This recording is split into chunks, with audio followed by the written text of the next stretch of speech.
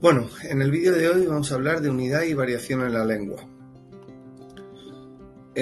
Vamos a ver qué significa esto de la idea de unidad y de variación en la lengua, y vamos a ver los 4 tipos de variaciones generales en general que se pueden dar en la lengua. Las variaciones diastráticas o sociales, las diafásicas o situacionales, las diatópicas o los geolectos y las variaciones diacrónicas o históricas. Muy bien.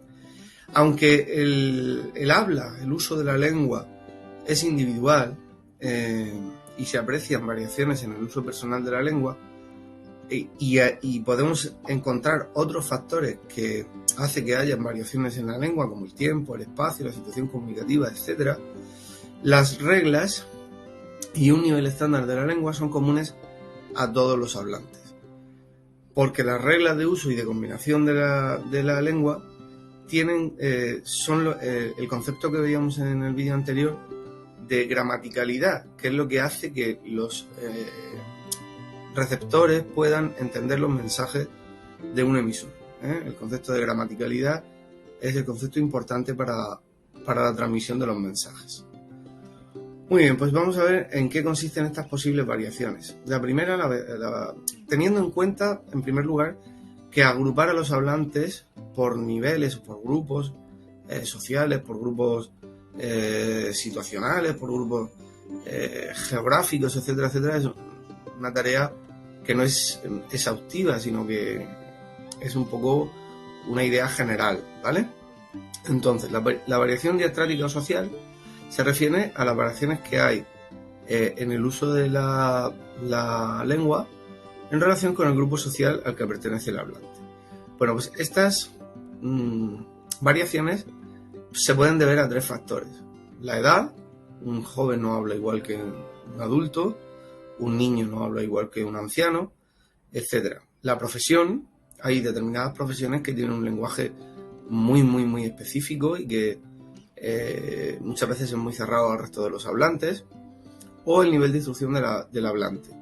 El acceso a la cultura de los hablantes pues enriquece sin duda la lengua y hace que un hablante maneje más registros y otros niveles de uso de la lengua. Muy bien, en cuanto a la variación diafásica o situacional, se refiere a las variaciones que hay en función de la situación comunicativa en la que se encuentran los hablantes. Así podemos encontrar los factores que determinan esta variedad o estas variaciones. Serían el contexto. No es lo mismo desarrollar una conversación en un contexto formal o en un contexto más familiar. La intención del emisor, si el emisor pretende convencer, si el emisor pretende simplemente transmitir una información, agradar, relacionarse socialmente, etcétera, etcétera. La relación que entre el emisor y el receptor, de más o menos familiaridad, también influye en el uso de la lengua. Y el canal, si el canal es oral, escrito, no se está en presencia o a distancia, todos esos elementos condicionan el uso del lenguaje. Muy bien. Luego la variación diatópica o geolecto, que es lo que llamamos pues las variedades regionales, ¿no? Que tienen que ver con la situación geográfica o con el origen geográfico, de los hablantes. Las lenguas de las distintas zonas del mundo pues se pueden ver influidas por otras lenguas o otras variedades cercanas y luego por la evolución histórica de las mismas. Si hay regiones que están más aisladas, pues entran menos en contacto con otras lenguas y históricamente evolucionan de manera diferente.